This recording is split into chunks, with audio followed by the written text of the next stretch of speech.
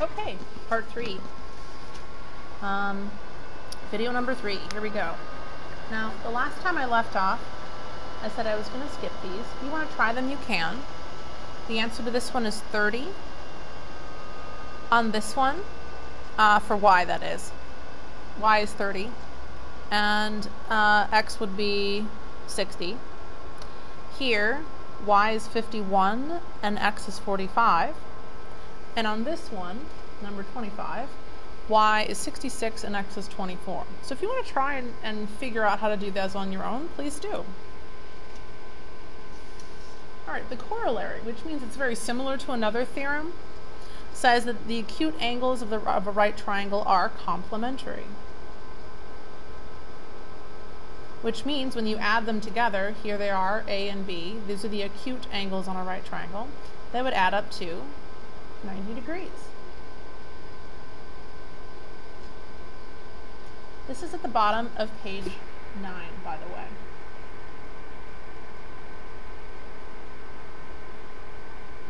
So, if the sub wants to pause the video to make sure that the students have enough time to write everything down, that would be very helpful. I'm going to move past the challenge questions on page 10 and on to this page.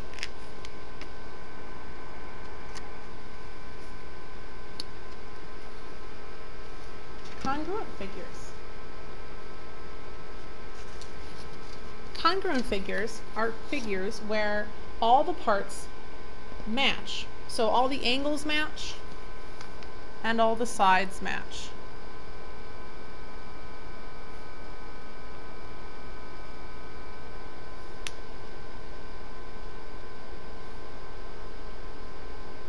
Between two different figures. Corresponding parts are parts that are in the same position. So for example, with these two triangles, this side corresponds to that one, this side corresponds to this one, this side corresponds to that one, and so on with the angles. Angle C corresponds to angle H, angle A corresponds to angle F, and angle B corresponds to angle G. So it's just the stuff, the sides or the angles on both diagrams that tend to kind of basically match. So, in this first diagram, triangle ABC is congruent to triangle FGH. How do I know that? Because we have corresponding angles. Angle A corresponds to angle F, angle B corresponds to angle G, angle C corresponds to angle H. The side correspondence goes AB would match with this one over here, side FG. BC is the hypotenuse, so that would correspond to GH. And CA would correspond to FH. And those are all congruent pairs of things. 3 congruent angles and 3 congruent sides. The measures of these angles match each other, and the measures of these sides match each other.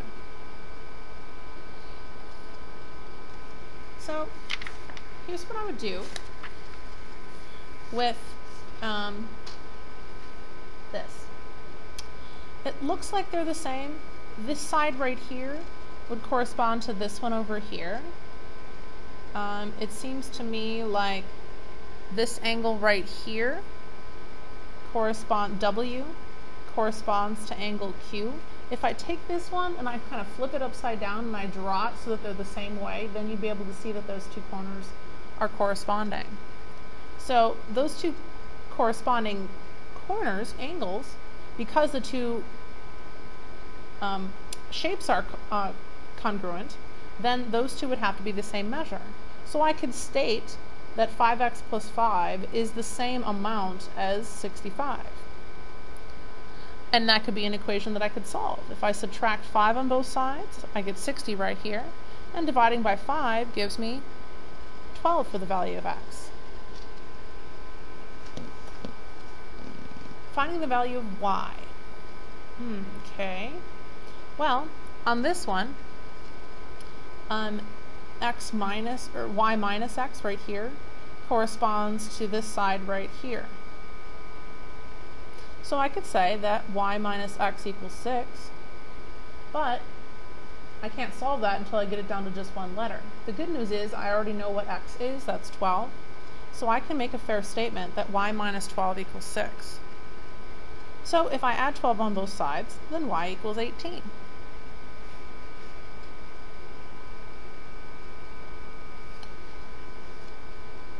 So if you want to pause here, to make sure that everyone has the notes down, or pause at any time.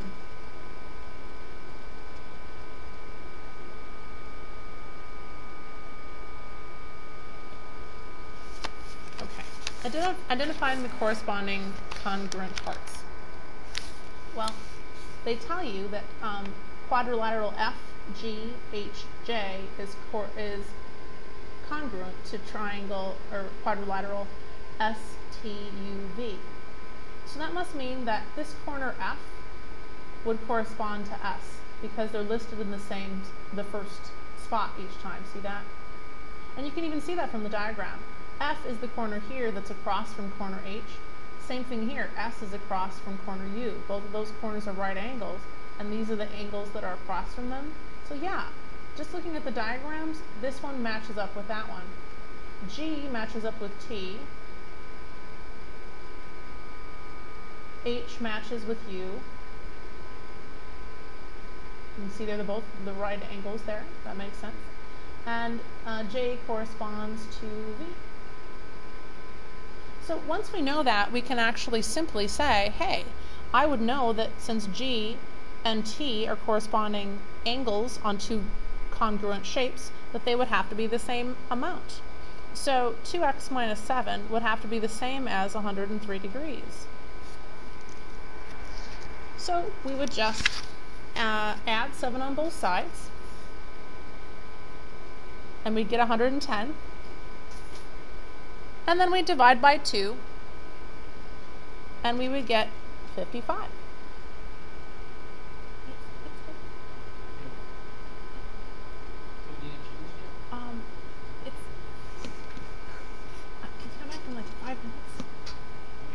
If I stop it, I have to start all over again, and I've got 7 minutes in right now, so.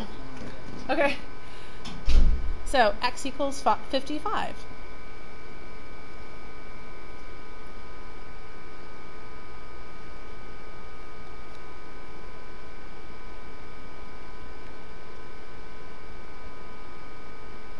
Okay. Now, they really wanted us to identify the corresponding parts, but I kind of did that here. You could talk about sides being congruent and angles being congruent.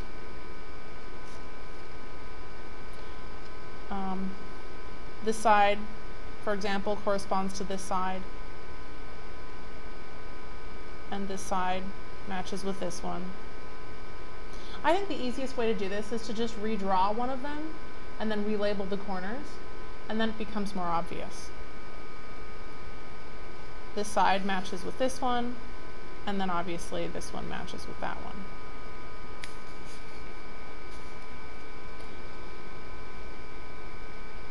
Okay. The next part is figuring out what angles are missing. Well, as you can see, these two triangles are exactly the same triangle.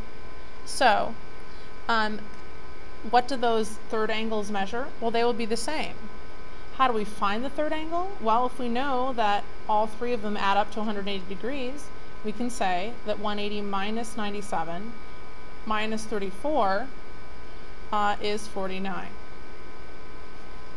And if that's the measure here, that would have to be the same over here because these two are exactly the same shape. They are congruent shapes.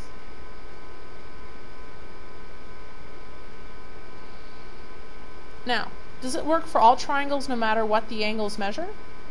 Yeah. If these two measure x and these two measure y, then the third ones would have to match. Based on the fact that they would all add up to 180, you figure out what this is, then you also know what that is. Again, if you want to pause here, feel free.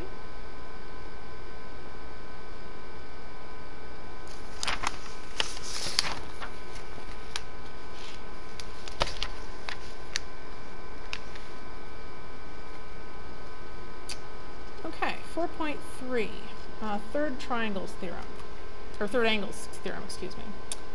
Let me get that in the image here. There we go. If two angles of one triangle are congruent to two angles of another triangle, then the third angles are also congruent.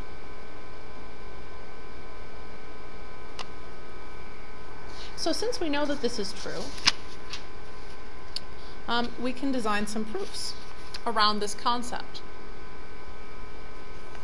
So let's try this proof. Actually, I don't think I have enough time to do this one in the time remaining. So I'm going to stop the video and we'll pick this up on the next one.